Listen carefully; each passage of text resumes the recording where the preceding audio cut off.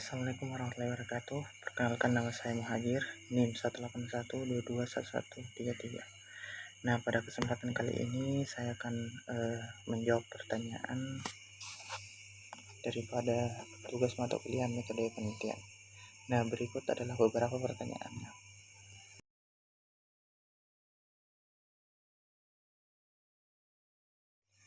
Jadi, pembimbing tugas adalah seorang dosen yang telah memenuhi kualifikasi oleh pemerintah dan memiliki peranan sebagai konselor, instruksional, motivator, dan model. Dikutip dari Jiwandono tahun 2006. Tidak hanya itu, dia juga berperan dalam menyelesaikan masalah-masalah mahasiswa terkait soal penyelesaian tugas akhirnya.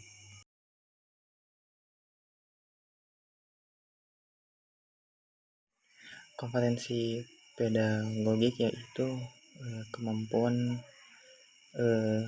pemahaman terhadap peserta didik, perancangan dan pelaksanaan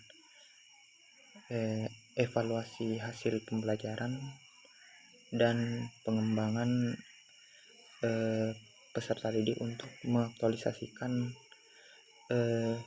berbagai potensi yang dimiliki oleh peserta didik. Dan kemudian untuk kompetensi kepribadian yaitu kemampuan personal yang mencerminkan kepribadian yang mantap, arif, bijaksana, dan lainnya. Dan kompetensi sosial yaitu kemampuan untuk berkomunikasi secara efektif. Dan kompetensi profesional yaitu kemampuan atau penguasaan materi yang dibawakan.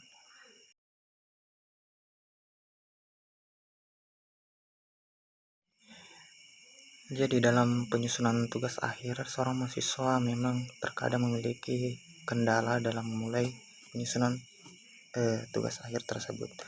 Nah, disinilah salah satu peran seorang dosen sebagai fasilitator, yaitu maksudnya adalah menjadi seorang konsultan yang memberikan saran kepada mahasiswa yang sedang menyusun tugas akhir terkait soal masalah-masalah yang dihadapi mahasiswa tersebut, baik bersifat teknis ataupun non teknis.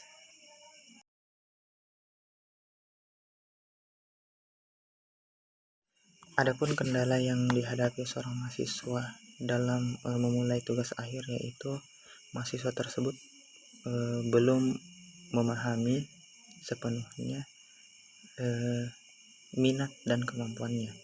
Nah, yang kedua yaitu mahasiswa tersebut kesulitan menemukan ide dalam penyusunan tugas akhirnya. Dan yang ketiga itu tidak semua mahasiswa itu memiliki kemampuan pemrograman, terkhusus mahasiswa yang terjun di bidang informatika. Nah, dan yang terakhir kurangnya rasa percaya diri terhadap mahasiswa tersebut.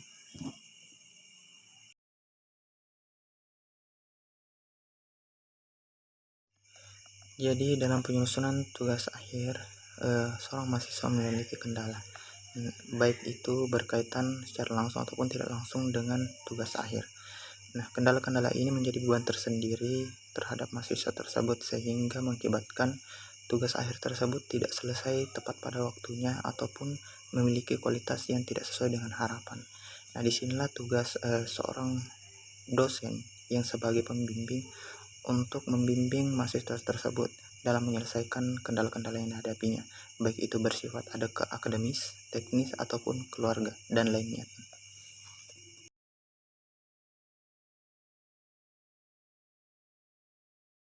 Nah, sebagaimana yang saya sebutkan tadi, adapun kendala-kendala yang sering dihadapi seorang mahasiswa dalam penyelesaian tugas akhir, yaitu yang pertama ada yang bersifat akademis dan ada juga yang teknis, yang kedua, dan yang ketiga itu masalah keluarga, dan yang keempat di sini yaitu terbatasnya fasilitas. Dan yang terakhir yaitu masalah keselisih, yaitu seringnya dosen pembimbing tersebut sibuk atau tidak bisa dihubungi untuk sementara waktu.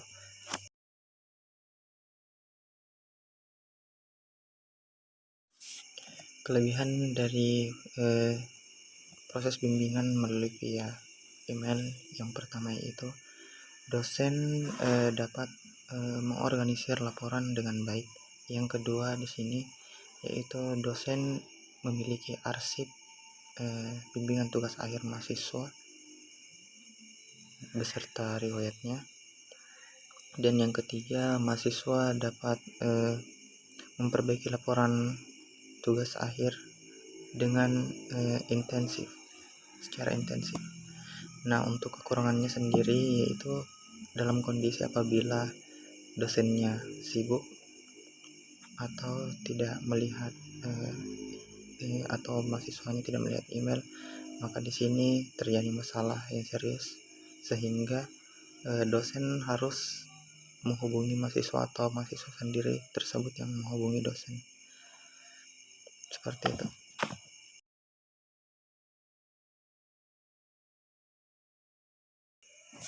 Baik, adapun yang mungkin menjadi persiapan seorang mahasiswa dalam sidang konferensi, yaitu yang pertama adalah kesiapan mental. Nah, kesiapan mental ini sangat diperlukan dikarenakan karena pada saat sidang ada sesi tanya jawab, dan hal ini membutuhkan mental yang kuat sehingga meyakinkan dosen dengan jawaban dari mahasiswa tersebut. Nah, yang kedua adalah persiapan slide di sini itu persentase yang akan dibawakan. Nah, yang ketiga adalah persiapan jurnal ataupun referensi yang dibutuhkan agar supaya dalam menjawab atau sesi pertanyaan nanti ada suatu bukti nyata yang bisa dikutip berupa jurnal ataupun referensi. Nah, selanjutnya yaitu tentunya doa dan dukungan yang paling penting, dan selanjutnya juga kesehatan sangat diperlukan pada saat sidang. Tentunya jangan sampai pada saat sidang kita tidak dalam kondisi yang baik, sehingga itu akan memperburuk keadaan pada sidang tersebut. Nah, selanjutnya yaitu banyak berdiskusi dengan teman-teman ataupun dosen terkait apa masalah ataupun apa solusi yang bisa kita dapatkan dari hasil diskusi tersebut. Mungkin itu, sekian.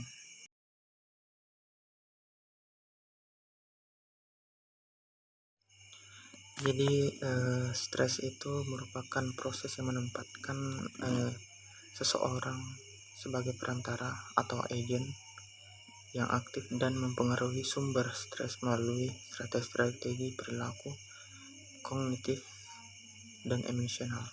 Nah, penyebabnya sendiri sesuai dengan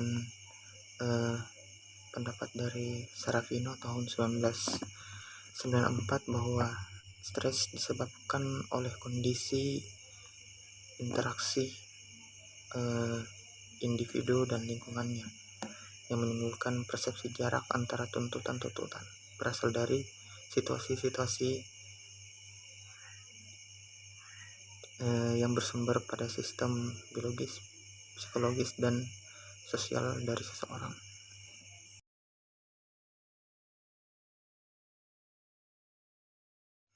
Adapun hambatan yang sering dihadapi oleh seorang mahasiswa dalam penyusunan tugas akhir yaitu yang pertama, mahasiswa tersebut belum dapat menuangkan atau mengungkapkan pendapatnya dalam bentuk tulisan, apalagi tulisan ilmiah. Dan yang kedua, mahasiswa tersebut belum dapat menuliskan kalimat yang sesuai dengan kaidah bahasa Indonesia yang baik dan benar.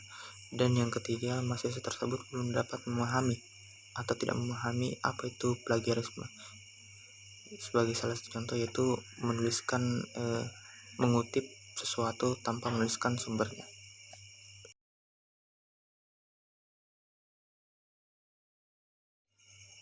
Ya, adapun kesulitan yang saya hadapi selama proses mata kuliah metode penelitian ini berlangsung sampai saat ini, mungkin dialami oleh beberapa teman-teman saya, yaitu materi yang disampaikan mungkin terlalu banyak bahan bacaan, sehingga terkadang sedikit membingungkan atau menyusahkan bagi seorang mahasiswa.